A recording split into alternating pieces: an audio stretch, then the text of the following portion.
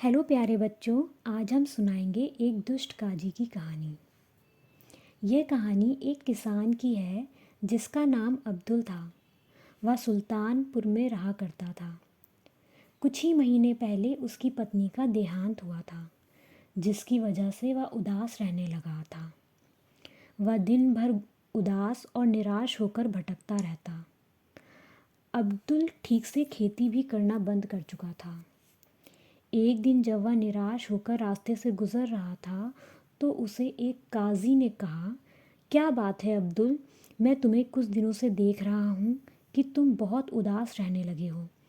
मैं जानता हूँ कि तुम्हारी पत्नी का देहांत हुआ है, लेकिन अभी भी तुम्हारी ज़िंदगी बाकी है। तुम्हें अपना जीवन तो चलाना ही पड़ेगा। काजी की बातों को सुनकर वह निराश होकर बोला, मैं जानता हूँ काजी साहब, लेकिन मैं क्या करूँ। जब से मेरी पत्नी का देहांत हुआ है तब से मैं बहुत निराश हूँ। उसके जाने के बाद मुझे कुछ भी अच्छा नहीं लगता। ऐसा लगता है मानो मेरी भी ज़िंदगी ख़त्म हो गई है। यह सुनते ही काजी ने उससे कहा, तुम एक काम करो, तुम अजमेर जाओ और वहाँ जाकर ख्वाजा के दरबार हो आओ। वहाँ जाकर तुम्हें अपने जीवन की नई दिशा मिल जाएगी। अब्दुल को काजी की बात अच्छी लगी और अब वह अजमेर जाना चाहता था। सबसे पहले वह अपने घर गया और अपने सामान को इकट्ठा करके एक जगह रख दिया। उसने अपने जीवन भर का कमाया हुआ धन भी इकट्ठा करके रख दिया। इसके बाद वह सोचने लगा कि वह इतना सारा धन अपने साथ नहीं ले जा सकता। इसीलिए अब्दुल चाहता था कि वह इसे किसी के पास सही सलामत रख दे। ऐसे में उसने काजी के बारे में सोचा और वह उनके पास चला गया। वह काजी के पास जाकर बोला, हुजूर, मैं चाहता हूँ कि आप मेरे धन की रखवाली करें और फिर जब मैं अजमेर से वापस आऊँगा तो इस धन के थैले को आपके पास से ले जाऊँगा। काजी ने अब्दुल से कहा, ठीक है, तुम इस थैली को अच्छे से बांध दो और इस पर मुहर लगा दो, ताकि जब तुम इसे आकर देखो तो ये तुम्हें सही सलामत मिल जाए। इसके बाद काजी अंदर से अपनी मुहर ले आया और फिर अब्दुल ने अपने थैले पर अच्छे से रस्सी बांधी और उस पर मुहर लगा दी। ये करने के बाद थैले को एक सुरक्षित जगह पर रख दिया। अब अब्दुल निश्चिंत होकर अजमेर के लिए रवाना हो गया। अजमेर जाकर अब्दुल बहुत खुश हुआ। उसने अपने जीवन का एक नया मकसद ढूंढ लिया।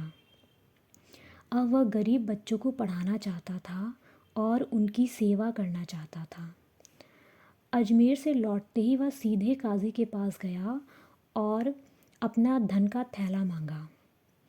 काजी ने अब्दुल को धन का थैला दिया और फिर अब्दुल अपने घर लौट गया। घर लौटते ही उसने अपना थैला खोलकर देखा तो उस थैले में सोने के सिक्कों की जगह पत्थर रखे हुए थे। ये देखते ही अब्दुल अचंभित हो गया और वह सीधे काजी के पास पहुंच गया और उनसे बोला, हुजूर, मेरे इस थैले पर सिर्फ़ और सिर्फ पत्थर हैं, लेकिन मैंने आपको इसमें सोने के सिक्के रख कर दिए थे। ये सुनते ही काजी अब्दुल से बोला, यह मैं नहीं जानता। तुमने मुझे थैला दिया था, मैंने इसे सुरक्षित रख दिया। क्या तुमने मुझे थैला खोलकर दिखाया था कि इसके अंदर क्या है? यह कहकर काजी ने अब्दुल को वहाँ से भगा दिया।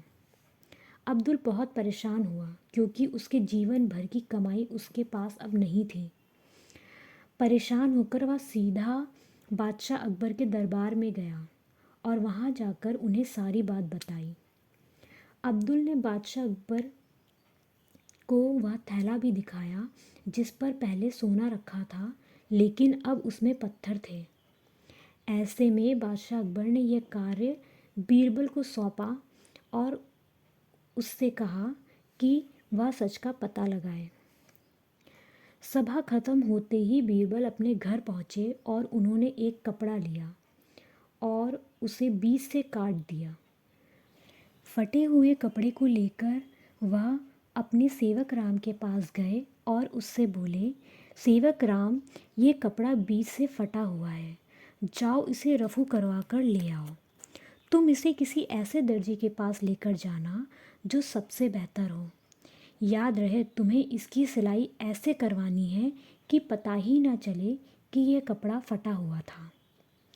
इसके बाद बीरबल का सेवक कपड़े को लेकर बाजार में गया और कुछ घंटों बाद वापस आया। बीरबल को उसने फटा हुआ कपड़ा दिखाया जो अब पूरी तरह से सिल चुका था। अब उस कपड़े को कोई भी देखकर नहीं कह सकता था कि ये पहले से फटा हुआ है। उसमें अब कोई भी निशान नहीं था। फिर बीरबल ने अपने सेवक से पूछा, सेवक राम, तुमने ये काम किस दर्जी से करवाया है, मुझे उसका पता बताओ। फिर सेवक ने बीरबल को उस दर्जी का पता बताया। अगले दिन बीरबल दरबार में पहुँचे। तब बादशाह अकबर ने बीरबल से पूछा, बीरबल, क्या तुमने अब्दुल और काजी का सच पता लगा लिया है? बीरबल ने कहा, जी हाँ हुजूर, मैंने सच का पता लगा लिया है। मैं आपसे आग्रह करता हूँ कि आप अब्दुल और उस काजी को इस दरबार में बुलाने का आदेश दें। बीरबल के कहने के बाद बादशाह अकबर ने दोनों को बुलाने का आदेश दिया। जब वे दोनों दरबार में पधारे तब बीरबल ने मोहन दर्जी को बुलाया और उससे पूछा, दर्जी, क्या तुम्हारे पास काजी कोई थैला लेकर आए थे जिसका तुमने रफू किया था? उस दर्जी ने दरबार में कहा, जी हाँ हुजूर, मेरे पास ये काजी आए थे और कुछ दिन पहले इन्होंने एक पैसे के थैले को मुझसे रफू करवाया था। बीरबल ने बादशाह अकबर को सच बताया कि जहाँ पना दोषी कोई और नहीं, ये काजी है जिसने अब्दुल के पैसों के थैले को काटकर उसमें से सारा सोना निकाल लिया, फिर उस थैले को इस दर्जी से रफू करवा लिया। इसने चालाकी से उस थैले में पत्थर भर दिए। सच के सामने आते ही काजी बादशाह अकबर से माफ़ी मांगने लगा, लेकिन बादशाह ने उसकी एक ना सुनी, उसे जेल में बंद करवा दिया। बादशाह अकबर ने अब्दुल का खोया हुआ धन भी वापस दिलवाया। तो इस तरह से बीरबल ने सच का पता लगाया और अब्दुल को न्याय मिला और लालची काजी को उसके किए की सज़ा मिली।